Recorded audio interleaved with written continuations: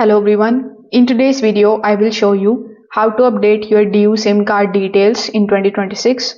So if your Emirates ID was renewed or your personal information has changed, updating your SIM details is very important in order to avoid the service restrictions.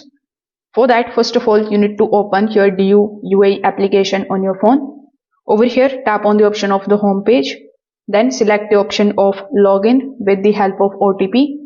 So here you need to provide your phone number and you need to verify it with the help of the OTP that you receive. So once you are inside your DU dashboard, you just have to click on the option of your profile, which will be in the bottom right hand corner of the screen.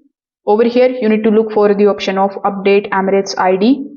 So after selecting this option, you will see the verification screen where DU is going to allow you to update your SIM registration details.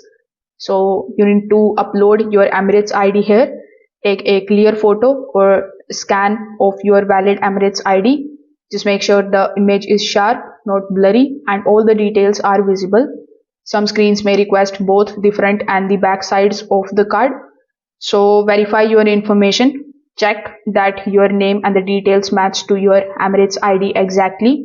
Even small spelling differences can cause delays and rejections. So you need to make sure of it.